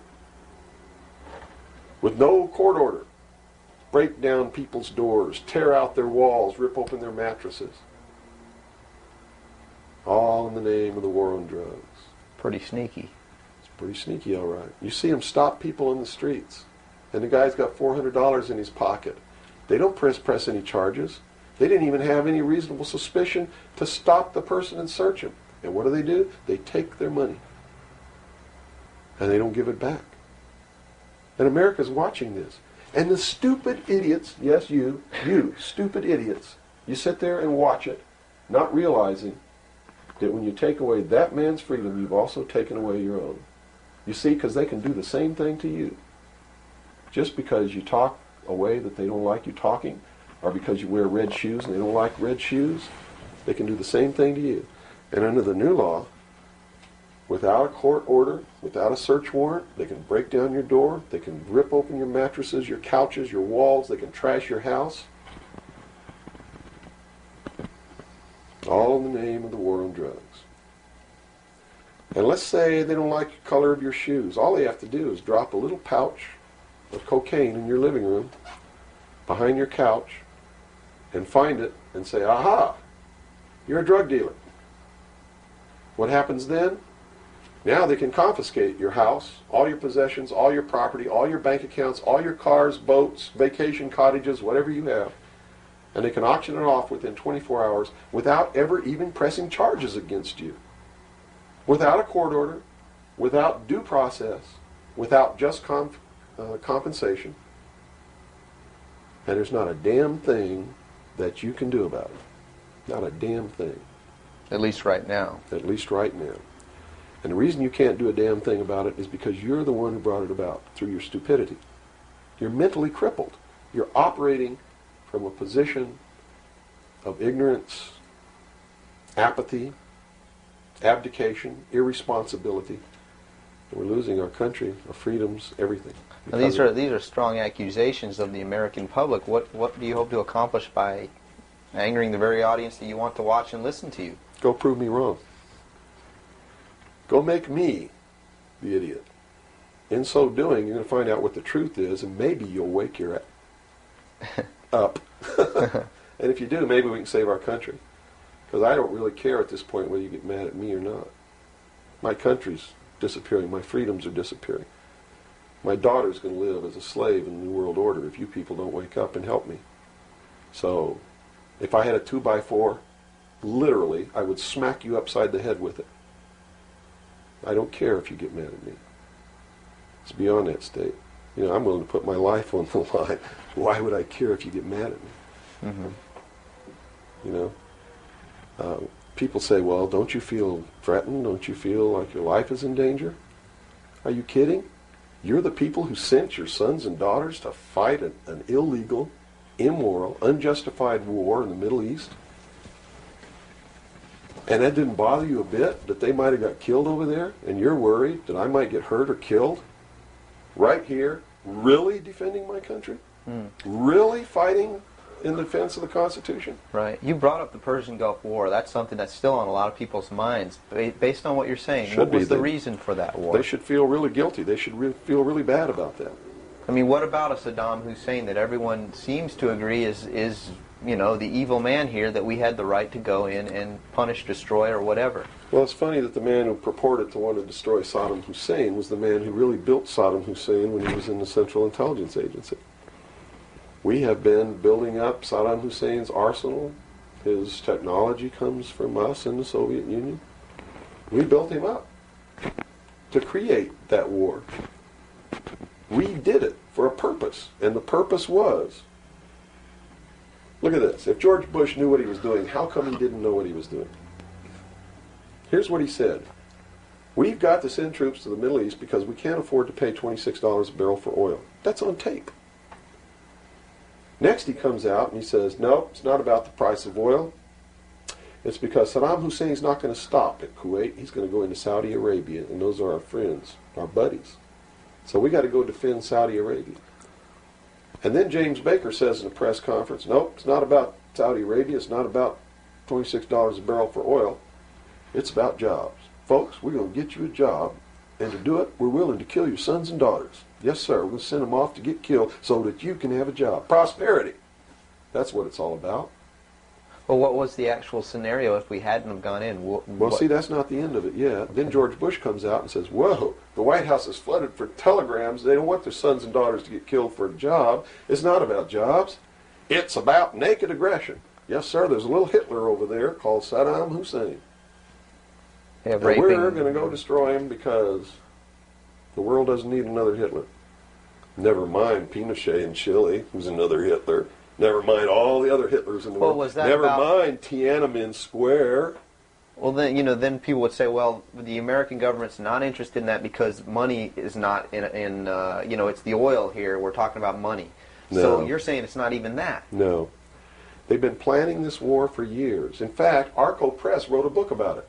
The name of the book is Rapid Deployment Forces. It was published in 1985. It names Kuwait as the country. It talks about Operation Bright Star, where they've been practicing the war every year since the early 80s, sending troops over there practicing the war, liberating Kuwait. It's even named in the book. The whole thing was spelled out years ago. What it was all about was to establish the New World Order. You see, because for the first time in the history of the world, it's established the legal international precedent that the United Nations could pass a resolution and send its police force to enforce that resolution, and that the member nations would have to pay for that action. And George Bush said it very clearly, but nobody was listening, when he said, no longer will any nation stand against a world united. And with that action, he established the legal foundation in international law that the United Nations is now legally and overtly the one world government, and that the United States military forces and the other forces that were sent by other countries were established as the one world police force under the United Nations. Have you seen the new Air Force uniforms yet? Nowhere on them does it say United States or U.S. They are United Nations uniforms. Go look at them. What role in the Middle East, again, does Israel play in this? Israel was created as the instrument to bring about the Battle of Armageddon and the fulfillment of prophecy, a war that will be so terrible, where nuclear weapons will be used, so that the American citizens and the other people in the world will get down on their knees and beg for no more war. And what is the answer to that? They're going to be told the only way we can guarantee no more war is if we destroy the sovereignty of nations and we come together as one humanity in a one world government. Right. Now I'm telling you, unless the American people wake up and stop it, starting in about 1996, the Battle of Armageddon will become a reality. Not because two nations got mad at each other and decided to fight, and that's why Saddam Hussein was not destroyed. He will be the instrument that will bring that to pass. Right. Yeah, they purposely did not go in and do that. Saddam Hussein will be portrayed as the Antichrist. Babylon is in Iraq. Read the book of Revelations. Whether you believe in the book or not, read it, because the men who are bringing this about are using it as their script. Well, the UN did indeed charter Israel as a sovereign nation. They were the ones who created this state. That is correct. It was really created by Great Britain and the United States, with the United States being the major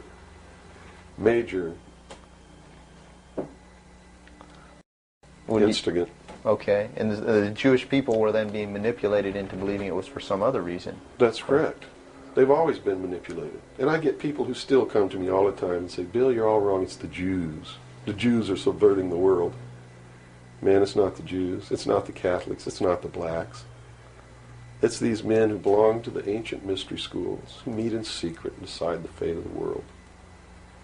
And they belong to all different races and all different nationalities and all different religions to the public point of view. But in secret,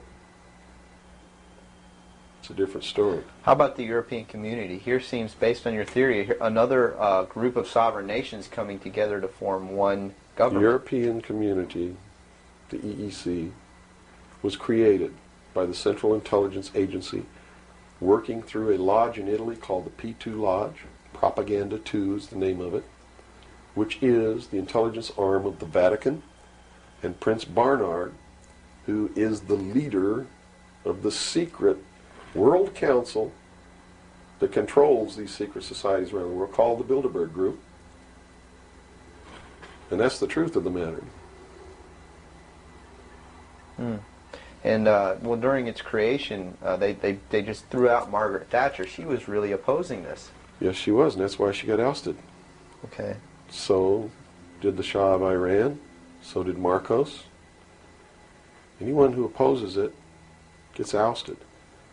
That wasn't an overthrow of Marcos by the people in the Philippines. It was organized, instigated, and carried out by agents of the Central Intelligence Agency and the KGB. The overthrow of the Shah of Iran, our intelligence community is trying to tell us they didn't know anything about it. They didn't know what was happening. Bullshit.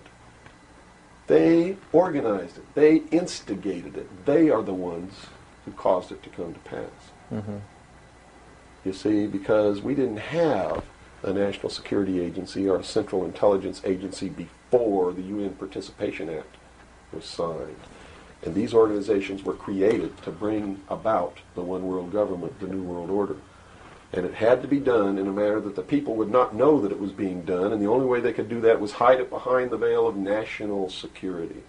And the Cold War was a manipulation maintained to bleed the people of tax dollars to fund the creation of the police force of the New World Order, which is the Army, Navy, and Air Force and Marines of the United States and the Soviet Union. And the people didn't rise up in the Soviet Union and overthrow communism. It came from the top down because it had to be done. There has to be a bringing to the same level of all the peoples of the world to approximately the same political viewpoint, so there's not big disparity in order to be able to justify the merger of all these countries together. Well, who now is ruling the forces of the former Soviet Union? You have Yeltsin in now. Gorbachev supposedly went down, but we're not sure about that. Well, let me tell you this. From the beginning, there was never any war between the United States and the Soviet Union. It was created by those at the top to fund the New World Order and the New World Order's police force. At the highest levels of all countries, they all belong to the same club. And we, the people, sit back and we watch this grand drama which is being played out for our benefit, not theirs. If it wasn't for us, they wouldn't even have to do any of this. But you see, they just can't come out and destroy all of us because they need slaves. They need people to make their shoes and make their cars and mine the ore. They need worker bees, and that's what we are. In the New World Order, we will be the worker bees, the slaves. So the Orwellian view of the vision of the future wasn't too far off based on this scenario. George Orwell was just like me. He was a low-level member of British intelligence who was appointed to a position high enough where he saw the same documents that I saw. And he tried to warn the world just like I'm trying to warn the world, only he wasn't willing to take the risk that I'm willing to take. So he wrote it in a book called 1984 and spelled out exactly what's coming as a warning to the people of the world, as a work of fiction. But you notice that that work of fiction really stirred people up because they knew that it wasn't fiction. In their heart of hearts, everyone who's read that book knows that it's coming. It's a possibility. Most people won't recognize it overtly or publicly, because then, if they recognize it, they have to be responsible to do something about it. And every one of you have been resisting all your life is being responsible to do something about it, to get involved. That's why you'll walk away from a girl being raped on the street by a gang of thugs rather than go and try to help her. And I'm not talking to all of you. I know there's some of you out there just like me. But most of you are just exactly what I've just described. Most people are no better than animals who do not have intelligence because they don't use their intelligence. And to these men who control things behind the scenes, you are stakes on the table by choice and consent, and will always be ruled and manipulated and enslaved by people who do use their brains. As long as we're debunking some myths, because it's putting pieces of this puzzle together, I think, for a lot of people that may be watching. The hostage situation in Iran that got Carter out of office, is this another orchestration? And if so, how does it fit into the October surprise is no myth. There was a deal made. There was a deal made at the highest levels to keep the hostages until after Reagan was elected.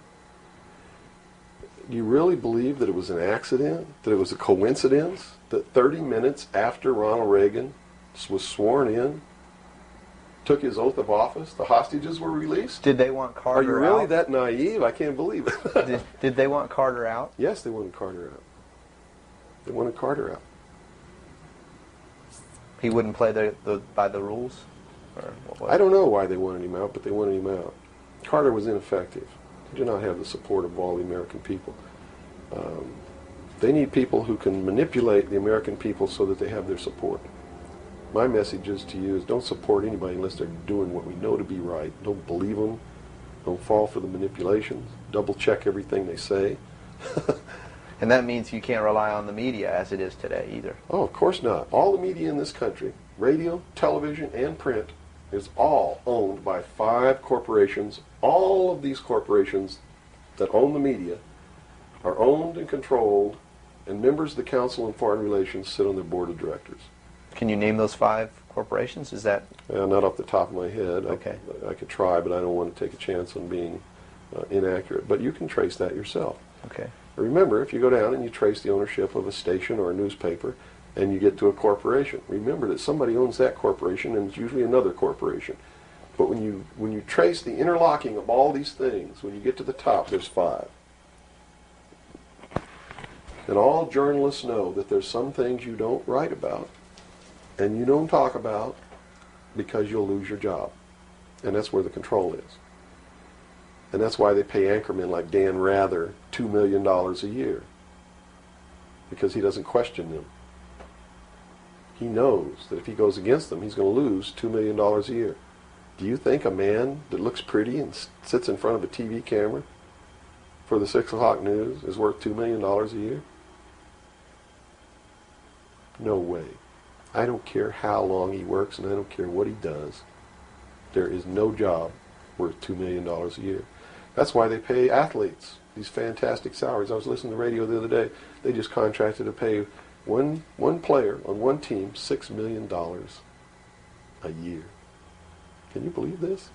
And why is that? It's the Roman circus. What does the emperor do when the people become restive, and when the people are asking questions, and when the people don't like the policies of the emperor? He sends them to the circus. He creates a circus. He builds a giant coliseum. And he begins to throw the Christians to the lions. And he has great chariot races and football games and basketball games, all to keep the idiots preoccupied with things that don't mean anything in the scheme of the entire world, so that they don't have the time to learn what the truth is, so they don't ever get smart enough to learn how they're being manipulated, so they don't ever question the emperor. That's why they pay a player on a football team or a baseball team $1 million or $2 million or $3 million a year. It is the Roman circus. I know men who don't know anything in the world except who plays third base for the Mets. And they think that's a great accomplishment. And they meet and pat each other on the back and bond and go have cocktails and talk about what this guy that plays third base for the Mets did in last night's game. It's sad. It's really sad. Is there any room in a kind of society where these manipulations are not taking place for this type of entertainment or any type of entertainment at all? If people understand that a game is a game, if people understand that nobody, no matter what they do, is worth paying $2 or $3 million a year for, people should be able to get rich if they want to, by the sweat of their individual labor. Okay? By going out and doing something for the world. Not by taking people's minds away from the emperor. It's a game. Football's a game. Football's a game. But let me tell you something. When 150 of the most powerful men and women in the world can meet in secret in Baden-Baden, Germany, and plot the fate of billions, and nobody even cares about it, but 6 football players go to lunch together, and it's in the headlines across the country, you have a reflection of the society in which that exists. And it is a sick society that is doomed to self-destruction. So based on that scenario, there's some truth into what these men are looking at. Absolutely, and that's what makes me so sick, is that I'm trying to wake up a people who on a daily basis are proving the ones that I'm warning them about to be right.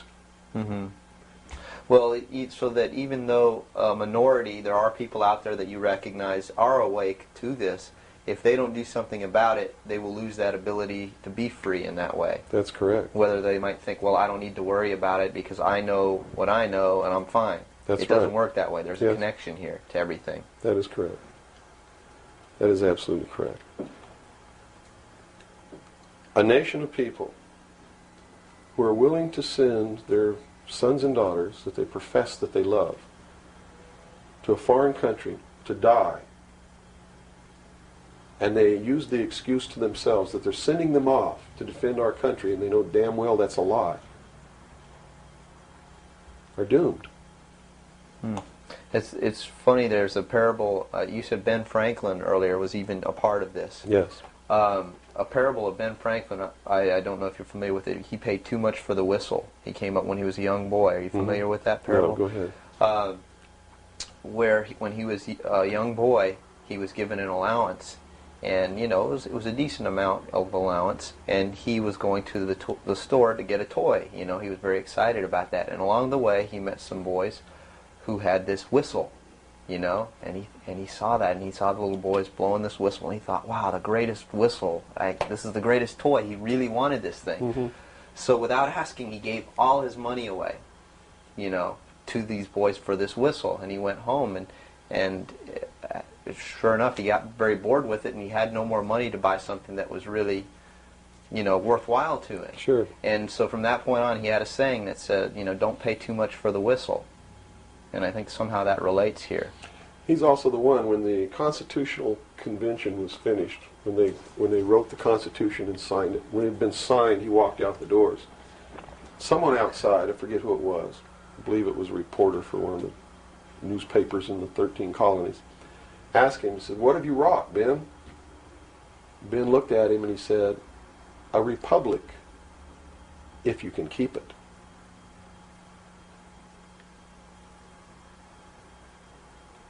He knew.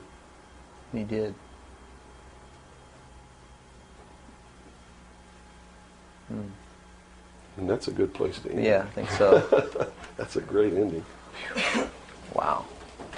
Good job, guys. All right, Bill? Bill. Yo. Fantastic. Good. Thanks, Bill. Where's your towel? Right there. I'm about ready Yeah, to these lights are roasting me. Man. kill. I've already had my son. I'm ready for a bath.